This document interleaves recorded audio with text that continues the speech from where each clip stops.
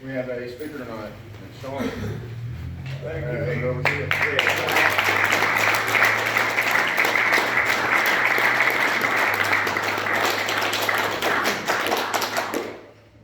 Sean, alcoholic. Sean. My sobriety date is September 1st, 2012. I have a sponsor. I've got sponsees. I've got a home group. I'm of service to that home group, and I got at least 5 people in my circle that hold me accountable on a regular basis. And I also have a connection to a God I don't understand, and as a result, I've been able to be free of the obsession to drink or use for 9 years. And I'm a hopeless alcoholic. There was a point in my life where I could not drink, and there's somebody in this room that could attest to that. And I'm very, very happy that you're here. It's such a huge blessing to see you clean also. So that's a miracle. Can we give it up for my friend over there, Greg?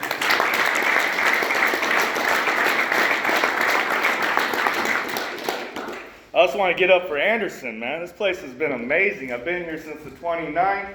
I got clean and sober in Woodland, California, Sacramento, California, and I now live in Idaho.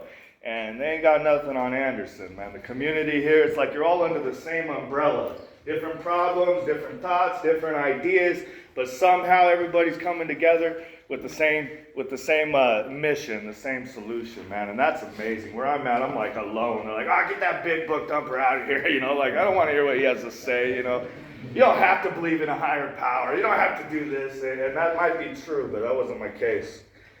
Anybody heard me talk already? All right, I'm sorry. Sorry. I'll try to mix it up. You'd think it would get easier over and over, but I've had the opportunity to share my experience, strength, and hope probably 5 times or so since I've been here, and it doesn't get easier, it gets harder. Right? Because I care what you think, and I want to impress you, and I also want to be honest and true to myself, right? And so the fact of the matter is it's out of my hands, man. There's no preparation. There's no thought process before this. There's no getting it right or wrong, right? So there ain't nothing to be worried about because I got nothing but my own experience. That's all I have. That's it. I got little bits and pieces of my experience, and everything that I'm going to share with you today has been lived experience in addiction and in recovery. It's not a philosophical thing. It's not something I studied or learned in a book. I'm not highly educated. I'm not well read. I'm not any of those things. I'm just another guy that used to sit in the chairs in those recovery centers, been locked up a whole bunch, and looked up here for hope and looked everywhere else for hope. Anybody get here on a winning streak? No? No? You guys, anybody had a bunch of good ideas? Are you out of good ideas? Raise your hand if you're out of good ideas. I was taught that my best thinking got me in these chairs. My best thinking got me into that recovery center. My best thinking got me into that hospital. My best thinking got me locked up, put in prison, YA prison, right? My best thinking got me in those positions. And I'm going to come in here and think my way out of it. I'm going to come in here and tell you how to run Alcoholics Anonymous, tell you how to run Narcotics Anonymous, tell you how to run my life, tell you what I need, tell you what will work for me.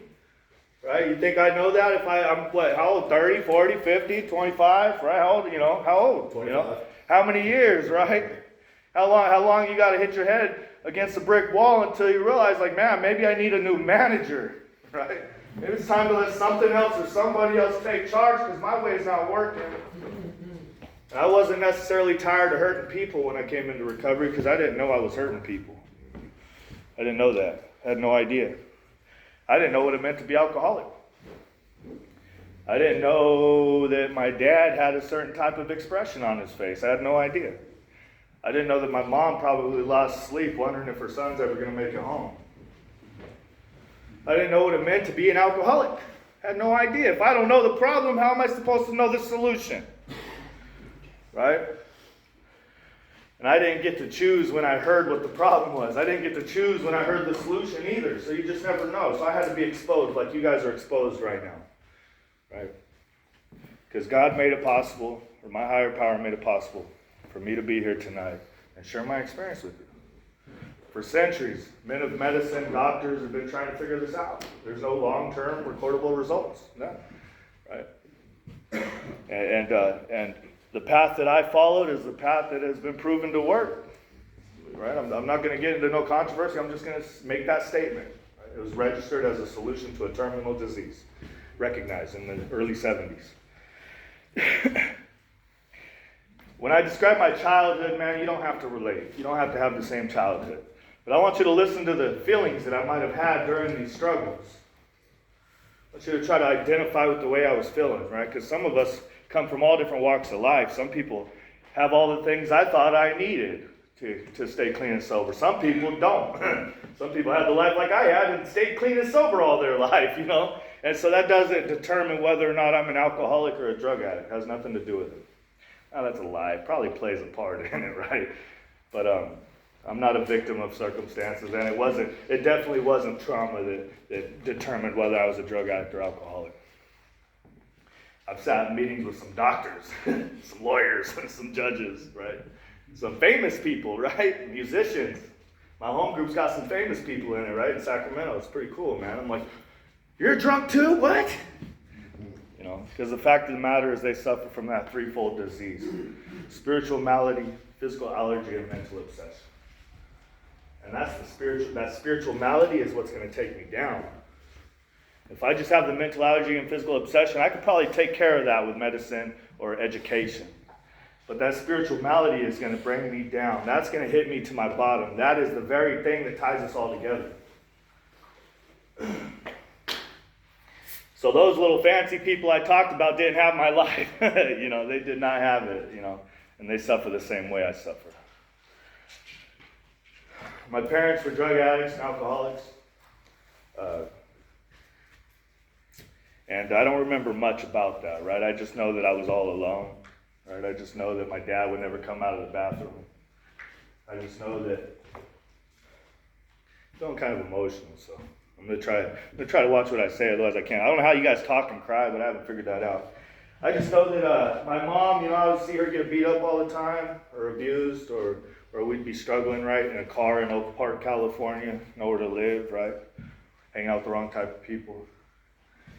And so as a result of not getting any attention at home, or even having a home, and separated parents, and smelling like cigarettes, and a cardboard box as a TV stand, and no nice clothes, or nice cars, or best friends, I didn't have none of that, right? So I was separated from you already as a result of those circumstances. And then I just dove into whoever's going to show me attention. Didn't matter what it looked like. Didn't matter if you were a gangbanger, or if you did drugs or drank. It didn't matter. But the chances are the people that have lived the life that I lived will understand me. They're the people that understand. I always sought for the person that understood. I always wanted to be understood. And so I clicked up the little Broderick boys in Broderick, California, in West Sacramento. Young kid, man, 8 years old. Mom and Dad got clean and sober at that time, right? I went to a CPS because Mom and Dad, the house got raided, and first, it was a home invasion. I got a gun to my head. My brother got a gun to his head. And 2 weeks later, house got raided because my dad was living with my cousin selling drugs. Another gun to our head, right? I don't know about you, man. That does a lot of damage to a young kid. And now they're taking Mom and Dad away. My dad. Mom was in Reno. Now they're taking Dad away, and they're putting us in some stranger's home. And I was so scared. Just didn't know what was happening, just terrified. I mean, I felt the gun on my temple, man. I remember that feeling, laying on the couch, sleeping. And in CPS, man, I was breaking all their stuff, and I was always acting out because that's what I know how to do, you know. And my foster sister, his brother, caught me throwing rocks in the driveway, and I wasn't supposed to throw rocks in the driveway. And so he continued to take a little boy to the bedroom and do things he shouldn't have done, right? And he used it as blackmail because he was going to tail on me. And I got honest about it, and I told everybody about it, and I got in trouble for it, right? So now the only people that I have to protect me, I don't trust, right? And so I click up with these Broderick boys, and I start doing what they're doing, and I start smoking weed, and I start seeking more attention, and I'm mad. And if you're an adult, you trust and believe I was going to be disrespectful. My hands were in my pants, and I was degrading you, stealing from you, whatever, man, whatever. The principal, hitting the principal, fighting everybody, right? Just resisting, right? Because now I'm separated completely. I don't trust nobody. I don't have nobody. I'm all alone. I don't know why the world's like this. I don't even know what the problem is then either, right? I didn't know the problem. I thought that was normal. And I got into a lot of trouble. 8 years old, I got locked up, and man, what's his name? Travis, right? What's up? Oh, I forgot that. What's up, Zach? He's TikTok famous now. Y'all want to know about it? Ask me later. I'm just kidding, man. I was hanging out with the wrong kids, man, and I did something, and I ended up in CYA prison at 8 years old. Got 3 felony charges. I remember the feeling, man. I went there, and all these older kids are like educating me, right? I don't know if you're ever like new to jail, right? There's somebody that's going to come up to you and hopefully help you out, you know. And they were educating me and teaching me about this stuff. Like, for instance, I was just a white boy, you know, and anyways, that's besides the point. And they were just trying to help me out and condition me for the road ahead, right? And I remember, man, like, I really meant it, man. I was like, man, I'm tired of it. I was so scared, and I all of a sudden was overwhelmed with, like, I love my mom, and I love my dad, and I love my life, and when I get out of here, man, I'm going to do different. I'm sure you had that experience every time you get locked up, right? It's the foxhole prayer, or whatever they call it, right? But I'm just a little kid, man. And I meant it. I was going to be different. I meant it. And I got out. Mom and dad are now clean and sober. Narcotics Anonymous saved their life. I got out, and I meant it, man. My heart sunk to my shoes, and I was going to be different. And I went straight to the people that understand.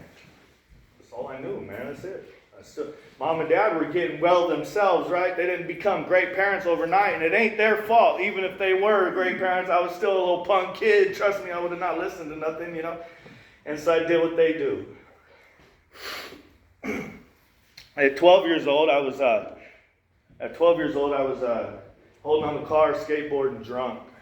I thought it was a good idea, right? Because I had just skateboarded a long ways, and I didn't want to skate back from the park where my homies at, and so they just let me hold on the car to take me to their house, and we got too fast, and I got sucked under the tire, and it ran over my stomach, my chest, and my head, and put me in a coma.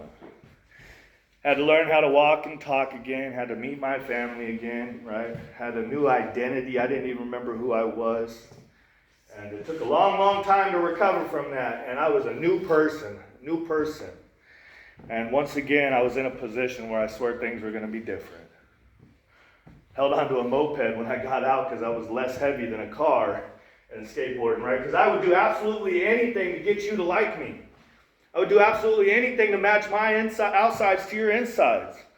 I would do absolutely anything to get approval, get acceptance, right? Make you laugh, whatever. It didn't matter. You want me to jump off a bridge? I'm jumping off a bridge, man. Want me to cut my tongue in half with dental floss? I'll cut my tongue in half with dental floss in her house. and you know, and so that was just to identify the alcoholism, right? That's called alkalogic, right? Like, hey, it's not as heavy, it won't hurt me as bad. You're justifying it, but really I just was suffering on the inside. I was uncomfortable in my own skin. I had no identity. I didn't know who I was, man. I was tired of everybody, tired of everything, and I was already suicidal, right? Fast forward, man. At about 12 years old, my PO says, man, I'm tired of taking you to juvenile hall for testing dirty. I was smoking weed and smoking crank, crystal meth, whatever you want to call it. It was crank back then. And she said, I'm tired of you testing dirty. And so I pleaded with her. I said, well, can I just drink alcohol, man? Alcohol is legal, right? And I grew up in that household, right, where the uncle feeds you beer. It's all good, right? As long as you drink at home, it's all good, right? And she said, yes, go ahead, sure. But I don't want to catch you outside drunk, right? And I don't want you to test dirty for that other stuff. And so she gave me approval. And I had my first blackout at 12 years old. I was at the skate park with my buddies. I drank, and I remember falling over the fence and waking up the next day. I remember the physical falling over the fence. It was a little tiny fence, you know. That was my memory, and then I woke up the next day. I loved it, man. I loved it. You guys showed me so much attention, told me about all the shit I did the night before, and I remember not remembering. And that was the good part. The good part was not remembering, because I didn't want to remember, man. I woke up every day wishing I was dead at a young age. And every day thereafter, man, I drank to blackout, period, right? Junior high, I'm like selling weed, getting drunk all the time, high school. I'm getting drunk all the time, grabbing a pint of peppermint schnapps every morning before school, pouring it everybody's hot chocolate, called them peppermint patties. But by third or fourth period, I'm so restless and reckless, and I'm causing problems. I'm getting kicked out, you know. And I was first thing in the morning. I had to drink. My brother would go buy it for me, and I would do my homework and stuff before I left school, because I knew for a fact that once I left school, I'd go to my friend's house and I would end up getting more drunk and blacking out. And so long as I did good in school, I could stay with my dad. So I relatively did good in school, right? And but I could not drink once I left the premises, right? And I was already drinking, but it was pretty easy for me to just buy a pint, right? Trying to control. That was my idea of managing my alcoholism as a high school kid, man. That's sad, man. I got a DUI at 16, DUI at 17, and a DUI at 18. And with each DUI, they would show me these videos up here on the TV screen, and say every 15 minutes somebody dies in a drunk accident or something like that, and showed people sitting in prison for the rest of their life, not remembering the night before. And I swore to God one more time, my heart sunk to my shoe, I swore I was going to not ever drink and drive, not ever. I pulled the battery out of my car, pulled the coil wire off, give the keys to my biggest homeboy, and I would always find a way to drive for some reason. My heart sunk to my shoes, just like when I went to juvenile hall, just like when I went to YA, just like when I hurt myself, just like all those other times that something had happened, and I had this revelation that I was never going to do it again, and I meant it. I was a well-intended person. I had full intentions on doing good. I was a good guy, a real nice guy, right? I really meant it, man. I was a family man, right? I just didn't know how. I didn't know how to have relationships. I had no examples. I had all these walls up from all the pain I've been through. All these walls up blocking me from treating you like a human, blocking me from seeing the truth about myself, from seeing the truth about the reality, from seeing the truth about the circumstances. And at 19 years old, the DUIs have paid off. I was doing pretty good. I had my own apartment. I had a girlfriend that was my fiance, Samantha. And I had a best friend that was living with me. Man, she's from my childhood, so I'm so excited to see her. Sorry. And so I had this girlfriend live with me. I had the good job that I always wanted, right? As a forklift driver, that was my dream job, right? NorCal Beverage. I had the apartment, the girlfriend, all the things I thought I needed, right? All the things I didn't have growing up, right? My parents were never together. And when they got together, it was bad. Trust me. And I never had any nice things I didn't have anything, right? And so I thought I just needed that to be okay. If I could just have an apartment or a house, some income, pretty girlfriend, and car, I was good, right? And one day, a couple years later, I don't remember the year, maybe a year later, I came home. I just got fired from that dream job. Called my mom, because that's all I know to do. Hey, take me to the bar because I don't want to drink and drive. Hey, I'm being responsible. After I had some drinks at the bar, I came home and I found my best friend sleeping with my girlfriend, my fiance. Chased him out of the house, hit him with my truck, and just ran, right? I took a bottle of Neurontin, tried to kill myself, and I left the situation, and now I got a 4-year, 8-month prison sentence over my head, and I'm bailed out of jail. And it's not the first time I was in trouble. And when I get out, I'm now out on bail, no apartment, I'm not responsible enough to pay no bills, right? And I can't pull myself together. I can't even function, right? I'm just drunk 24/7. And I'm walking around the streets of West Sacramento homeless, mad, drunk, suicidal, homicidal. And I was passed out in my friend's house, and I woke up in my own shit and piss. And I don't know if anybody's had that experience, man, but my homegirl pointed it out to me, and so I said, shit. And I went in the bathroom and rinsed off and cleaned up, and I went to the liquor store, right? Because it was early in the morning. You know, I was deathly ill. You know, I had to get well, and so I went to the liquor store and grabbed some 40s, or a tall can. It was a tall can. And I'm walking down the street drinking this tall can, and I start feeling real weird. I start going paralyzed on one side of my body. And so I started having these weird pains on one side of my body. So I went to my dad's house and I begged him, hey, Dad, can I please stay at your house? I don't feel good. Something's wrong. A guy like me to ask for help like that, it took a lot of courage. Plus, my dad told me not to come back, right? The one person in the whole world that would have never cut that tie, he had to. I burned that bridge, right? The one person that I didn't think would ever have to tell me not to come home, told me not to come home, you know. And I came home that day, and I laid on his couch, and I didn't want to bug him or wake him up. He was upstairs sleeping, and I started to go paralyzed on one side of my body. I got my little car, little truck, S10, and drove myself to the UC Davis Medical Center, and I passed out in the hallway when I got to the hospital and had a minor stroke.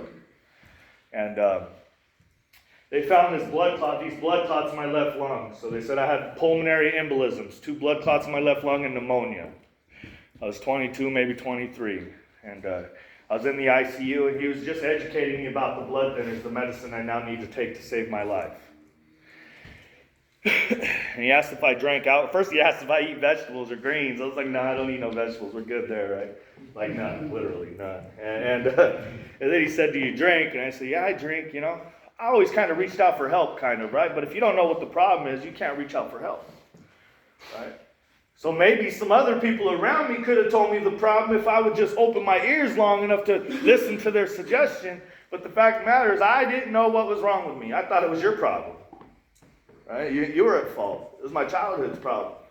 It was that dude that molested me. It was his problem. It was the cop's problem. It was my PO's problem. Right? Everybody else's problem. And but anyways, I said, yeah, I drink. And he said, well, you can't drink and take this medicine. I said, why? He said, well, because alcohol is a blood thinner, and so is this. And you need to come in 3 times a week. I need to check your INR level, see how thick or thin your blood is. I said, okay. Oh, man. And I hear around here, I don't know if you heard it, but where I come from, they say alcoholics are smarter than your average fellow. Asking Alan on that, see what they say. And I also hear that I'm a master manipulator. And so I talked to that doctor, and I said, well, how about I just drink 2 tall cans a night? You give me a certain dose of the medicine, we'll keep it consistent, right? And then I'll come in 3 times a week, check how thick or thin my blood is. That's logical. Anybody think that's logical? Alkalogic, I love that phrase, alkalogic. And so he said, yeah, sure. He agreed. I left that hospital. I was in Salute Clinic. I left and I took my medicine. Did I mention that I was bawling my eyes out, right? And I was going to be different? Well, it was UC Davis Hospital. Sorry, there's a story coming. I really meant it. I was like, man, okay, I'm going to just drink 2 tall cans. That's it, right? That's good enough. I'll get a little head change. And I tried real hard to do that. Within 6 months, I saw that doctor 3 times. And every time I've seen that doctor, he's getting more and more hopeless and desperate. He's like, man, he took it away the 3rd time he took the medicine away, and he said, I'm killing you if I keep giving this to you. The very thing that's going to save my life, the doctor had to remove it from me because I was going to kill myself. He said, you would die much faster drinking and taking a Coumadin than you would just drinking. So I'm going to go ahead and remove this from you. And I begged and I pleaded, and my heart sunk to my shoes, and I swore on everything, and I manipulated. I did whatever I could to get my medicine back. I swore I wanted to live. So I want to live. I'm tired of this. And I meant it with all my heart, just like I always meant it. I got my medicine back, and I walked out of Salute Clinic, and I had a choice to go left to the liquor store, go right, and go home. And I went left. I went to the liquor store, I grabbed a 40, I threw my medicine away. And I sat down, and I accepted my fate, right? As long as I died drunk. Not once did I think about my family. Not once did I think about the people that loved me or cared about me. Not once did I think about the effects of my actions, right? Not once did I think about the consequences, right? I'm sorry, but playing the tape through doesn't work for me. I can know very well the consequences and still make a decision to get high or get drunk. I've proven it to myself over and over again. I need to be placed in a position of neutrality, safe and protected, and I can't get there unless I do some work on my spiritual house. So now I accepted my fate. I was going to die drunk, right? I got this good idea. I was like, hey, man, when I was 11, I used to smoke this one shit, you know, and man, hey, that's not a blood thinner, you know, and so I was like, hey, let me just stop drinking. I'll just get high again. Great idea. And I started getting high again, right, because that's not a blood thinner. And it didn't take long before I was a drunk tweaker stealing your yard gnomes down West Capitol. And I'm not very good at that game, man. I'm not very good at that. Like, I'm like Superman, but Superman, right? Like, I'm not good at it. So, I had some hustle for sure. But anyways, it didn't take very long for me to catch case after case, right? Charge after charge after charge. Nothing bad, right? Just some assault with a deadly weapon and burglary and robbery and grand theft and all that stuff. No drug charges, though, none. And my mom seen me one day, and I'm riding my bike with my little tweaker card attached to it, and I'm getting in some garbages or something. I hope I'm not offending nobody, man. I came from there too, man. I can say it differently if you want me to. So I was getting through some garbages by my mom's house, and she's been watching her son kill himself for a long time, man. She was fed up. And she called the cops on me and turned me in. And she knew I had that 4-year, 8-month prison sentence. She knew I'd been getting in trouble. So the cops came and picked me up, and they took me to county jail. And my 4-year, 8-month is now 12 years, 8 months. And they were going to give me 2 strikes at 80%. That was my prison sentence. And so I'm ready to go to prison. I don't know about you guys, but you got violent charges, no drug charges, you're going to do your time, right? I don't know if it's like that out here, but that's how it is out there. You do your time, period. And my mom and my stepmom, bless her heart, she died from cancer, but my mom and my stepmom, they called the DA's office and said, man, Sean's a good kid. He never is in trouble sober. He's always drinking. He drinks. He's an alcoholic. He's got a drinking problem. And for some reason, they decided to give me felony drug court as an alternative sentence. Right, God doing for me what I can't do for myself, right? God's grace, something that I didn't see out of all those years and all those miracles, right? Seeing is believing back in those days, right? I had to see it to believe it, right? I see miracles right here. I believe in it. I know something's happening right here. I know something's happening in Anderson. I see it. I know something's happening in every meeting I've been to in Anderson. I see it. I see it. I know something's happening in my home group. When I look in the mirror, something's happening. That's seeing, right? So I can see where God had been. I don't have to identify it. I see the results. Right? I see the evidence. It's right here. Can't argue it. And so God's grace doing for me what I can't do for myself, man. And I came into Cache Creek Recovery Center, right? And that's in Woodland, California. And I got this opportunity. Got an opportunity. I get introduced to Alcoholics Anonymous.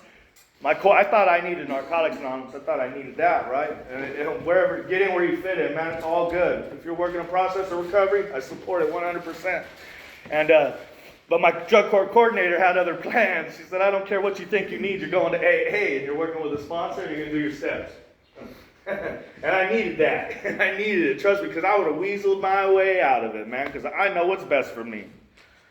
Right? Even though my best thinking got me there, right? And so thank God she had that structure, and she put that thumb on my head, and she told me what to do. I needed it. I called that lady, and I said, I'm having a good day. She said, shut up, Sean. You don't know what a good day is. Damn. I was terrified of her, right? But I needed my pride and ego smashed, right? Because my whole life I've been living it for me. My whole life I've been making it about me. Why don't you do this for me? You don't understand me. Why aren't you talking about me? Why don't they do this?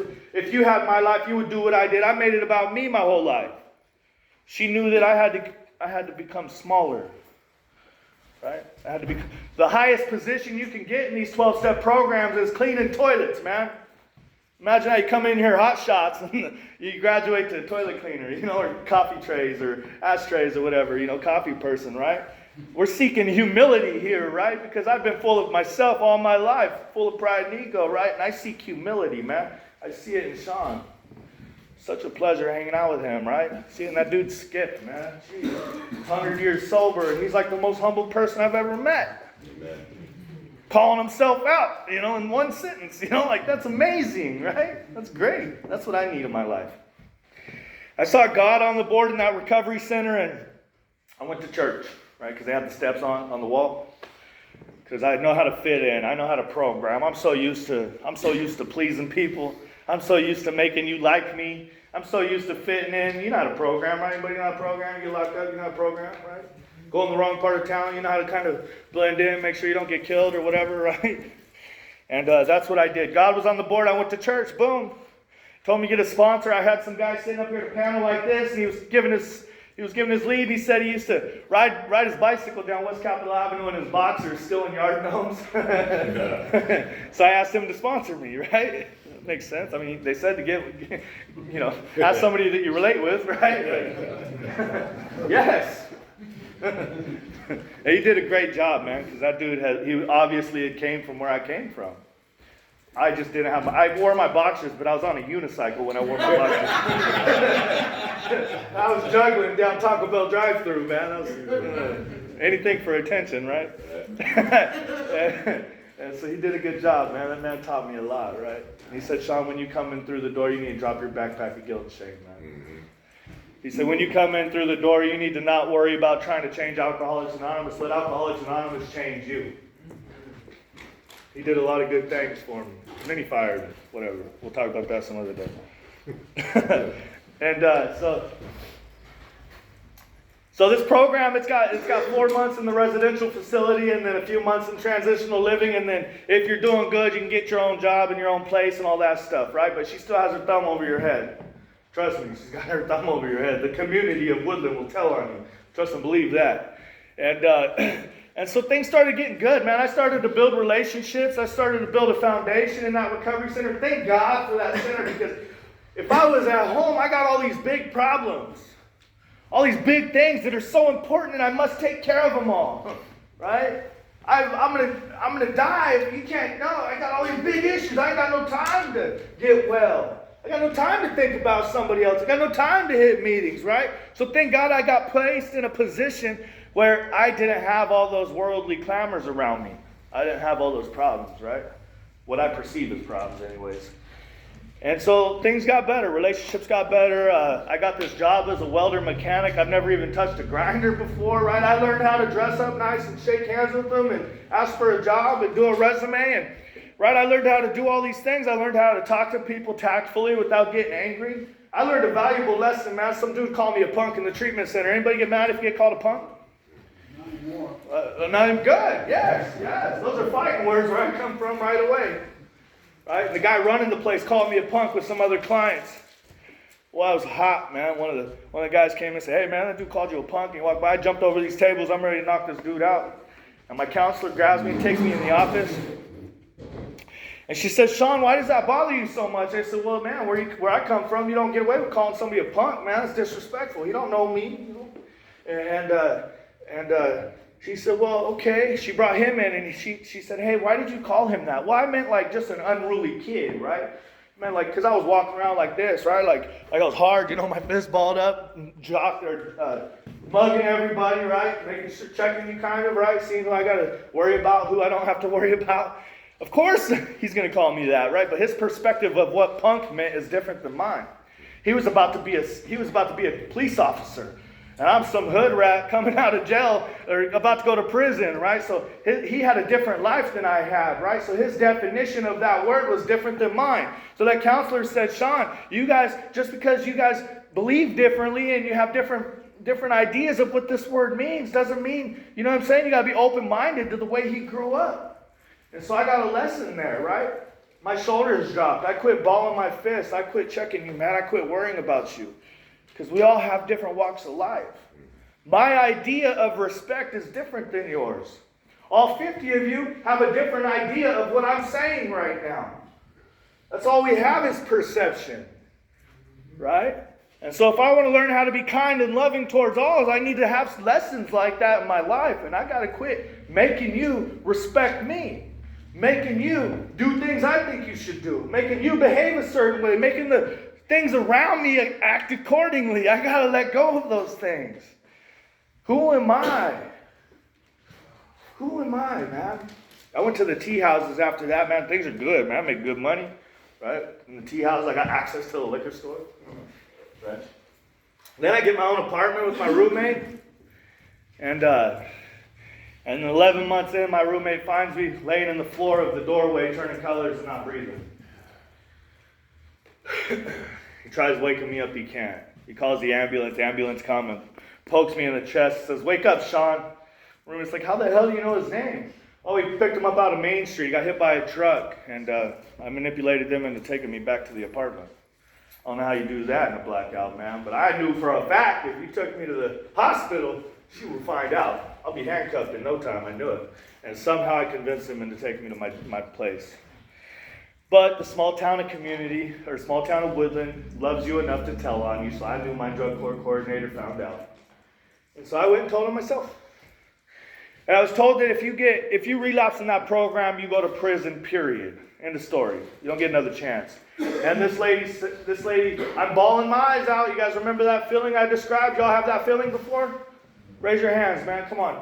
Y'all have that feeling? That pitiful and incomprehensible demoralization? That utter despair? Right? Guilt, shame, and remorse. Y'all relate to those feelings? Yeah. I don't care how you get there, right? It doesn't matter what it looks like. Doesn't matter what the circumstance is. Doesn't matter how you grew up. Doesn't matter if you had money or no money, girlfriend or no girlfriend. That feeling is present in every single one of us in our paths, and all our paths are different. And so one more time, I had that feeling, and I had my heart sink to my shoes, and I swore, man, now I got this big old prison sentence. Now I got this health issue. I'm about to die. I got these blood clots. Did I mention that I had 2 heart attacks and 2 heart surgeries, and here I am with these blood clots, and it's like, I'm going to die, man. I was 23 years old. I smelled like my skin was yellow. My eyes were yellow, hazy, right? And I got all these reasons to not drink. Now I got this good job, my own apartment, all these things. I could not drink. Well, anyway, she slapped me on the wrist and told me to go to 5 meetings a week instead of 3, and that was my discipline. Yeah, God's grace again, huh? You know, they told me that people around me can see things about me that I can't see about myself. I thought that only I knew. You don't know me. You don't know the truth. Right? The fact is, man, y'all, if you guys are, that's why it's important to have accountability partners. Go to the same meeting every week. Go to a few of the same meetings every week. Stick around with people that are winning, because they will save your life. Because they can see things about you can't see about yourself. And that lady knew me by now. And she gave me another chance because she knew that it was time. She knew it was time. And I walked into a meeting of Alcoholics Anonymous, the Woodland Traditional Group, and some lady was speaking like I'm speaking today, and she said, "If you're looking for a manager of your own life, would you hire yourself to do it again?" No. So I'm going to ask you, and I might have asked you before, would you hire yourself to manage your life? You sure? What about for minimum wage? No? She said, you might as well leave it up to a higher power. See, I did the 3rd step. I went to church. I thought this was some kind of religious program, though. You know, no offense to that, man. The destination is the same. It's amazing. As long as I do it along with and not instead of, right? It's amazing. This place restores faith like you wouldn't believe, man. I've sponsored lots of people that turned their back on their childhood God, and now they have a strong connection to that God. But I thought it was religion. I didn't even know what it meant to turn my will and my life. Like, I didn't spend no time or effort talking about that. I just said, yes, sure, sounds good. Oh, 4-step, okay, whatever, you know. So it was at that moment that I heard what she said. I knew what she meant. I knew what she meant finally, man. And I sat down and I shut up. I got a new set of ears that day. I quit trying to figure it out. I quit trying to argue with you, man. People were sitting up here with all this recovery. They obviously came from where I came from, and here they are, shining. You hear Sean's story? Like shining, man, right? Oh, yeah. Miracles, straight up miracles, right? And here I am, arguing it, judging you, comparing myself to you, taking your inventory, trying to figure it out, picking and choosing what I want to do. When that lady said that, I sat down, I shut up, and I quit figuring it out, and I just started doing it, man. That's it. I got a sponsor. That sponsor had a working knowledge of the Big Book of Alcoholics Anonymous. The Big Book of Alcoholics Anonymous recovered 2.3 million alcoholics from 1939 to 2017. That's a lot, man. That's some success. A couple hundred programs out there utilize the 12 steps, so multiply that 2.3 million by a couple hundred. That's doing better than my will was doing, better than my ideas, better than my thoughts. And so I found somebody that had a working knowledge of the book, that had what I wanted, that was living the way I wanted. And you know what I wanted by that time? Because God put it on my heart. I wanted peace and comfort. I wanted to stop. I just wanted to stop. Just take it easy. I did what he told me to do. I worked the steps with him. Right? He did a second step with me, came to believe that power greater than myself could restore me to sanity. I said, yeah, but I don't believe in God. And I don't believe in God, man. I go to church, but I don't really believe in it. He said, well, Sean, do you believe that I believe? Yeah, I seen him. I mean, he was a different dude than he made himself out. The story he told me, he was obviously a changed man. So I seen it. I seen the evidence. He said, okay, why don't you just borrow my God? Write down 5 characteristics you want in a best friend and borrow mine. Period. Boop, move on. I got on my knees, man, hecka scared, holding hands with him, said the 3rd step prayer, like this dude's going to do something to me, right? I just did it, right? And I launched into a course of vigorous action. I didn't have no white light experience with the steps, man. That's probably the only one right there, right? But I proceeded to chase the process. He got me in service. I was doing H&I, hospitals and institutions, for 6 years since day one back in recovery. I lost the obsession to drink or use since day one back in recovery. It will and it can happen. You don't have to be 30 years clean and sober, still obsessed. Man, that sounds like misery, man. And trust and believe, more people put a bullet in their head trying to live like that than people in active addiction. If I have to fight the desire to use or drink, what the hell am I doing, man? Alcohol and drugs is a solution to the spiritual malady. I'm suffering. I'm suffering in nature. I'm spiritually disconnected. And if you take away my solution, what am I left with? And what's the next answer? What's the next answer, right? Yeah.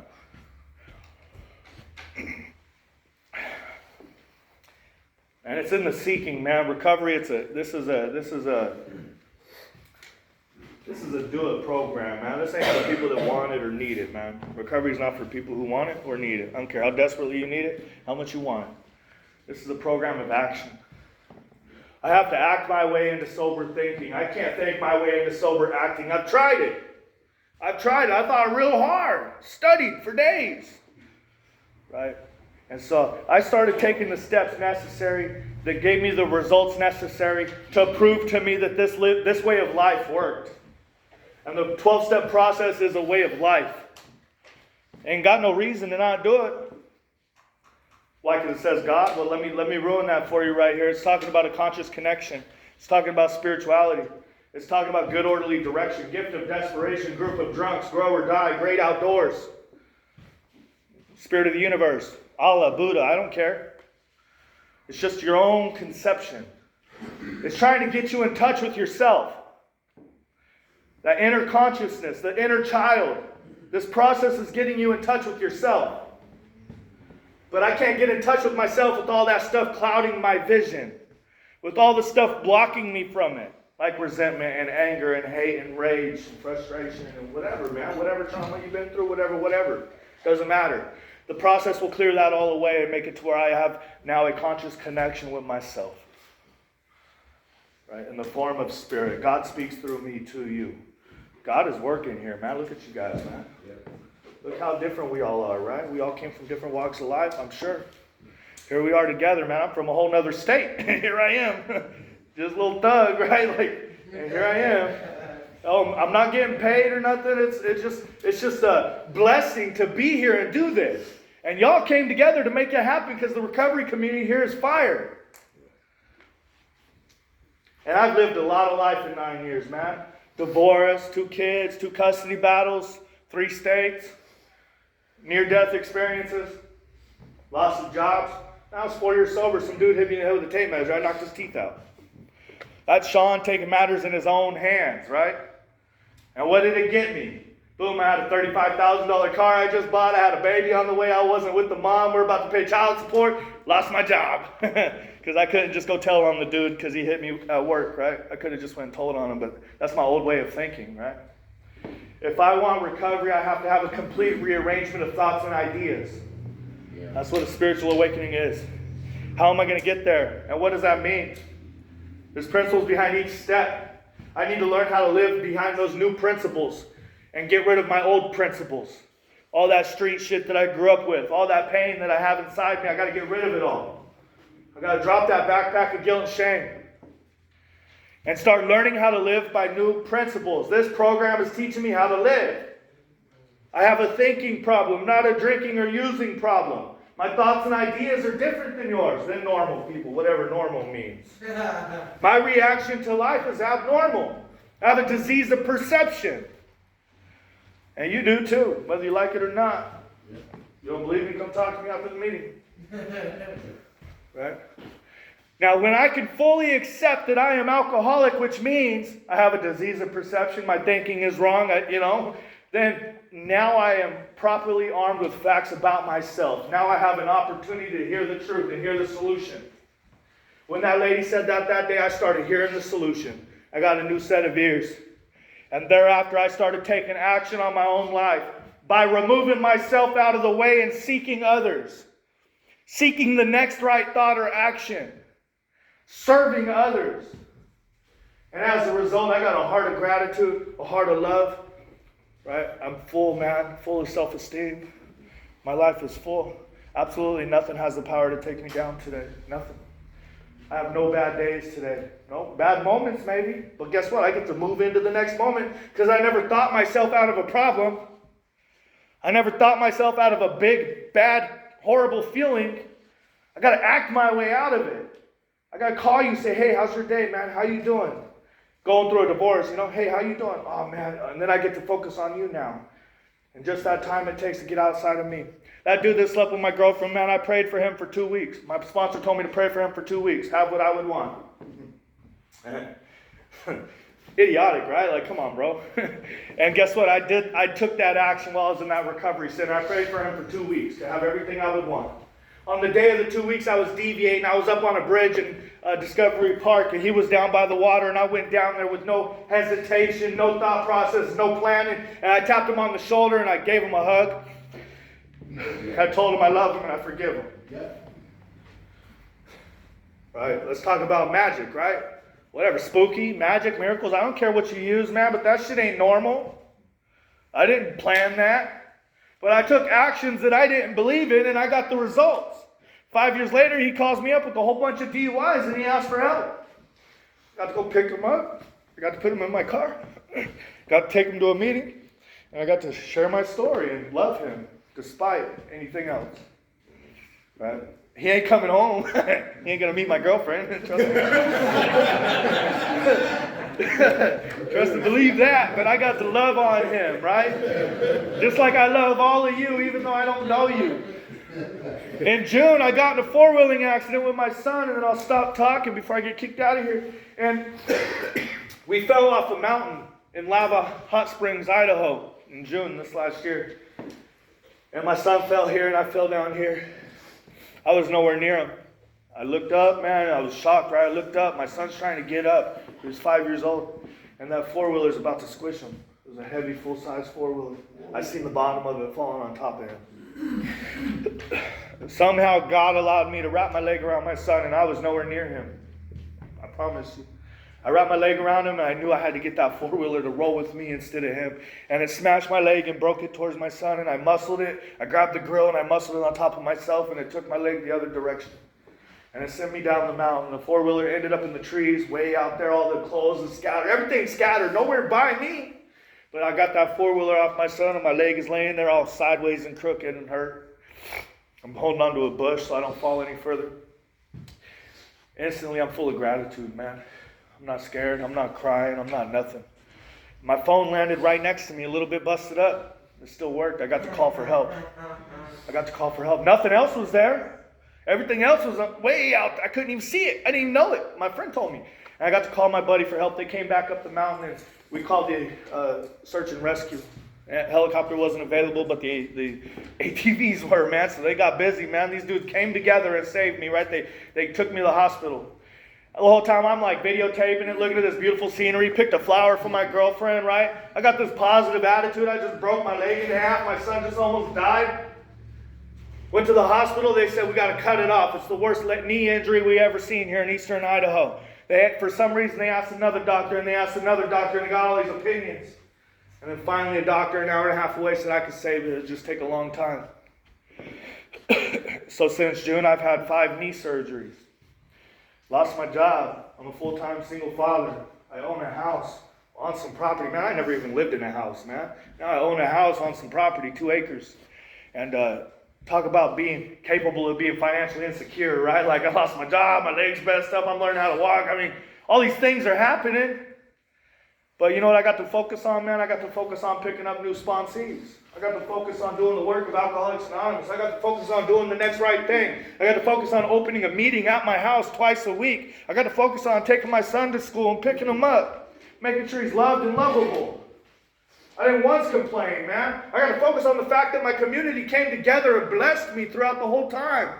Just handing me money, handing me affection, just blessing me, man, putting gifts on the doors, man, cooking food for me. What a beautiful community I live in. What a beautiful thing it is to have a heart of acceptance and a heart of gratitude. This is why it's so important to practice these principles, because it will become you. And so I could walk through anything that life throws at me today with a smile on my face, a smile on my heart, and focus on serving you. So I ask you, what are you waiting for? Aren't you tired? Aren't you tired? What are you waiting for? Ain't none of us came in here thinking the solution was going to work.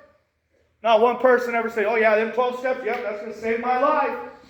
You got to be willing to do something that you don't believe in. And that's okay, because at least believe in me, man. Believe in the people up here talking to you. And just do what they do, and you'll get what they get. I promise you. So go. Thank you.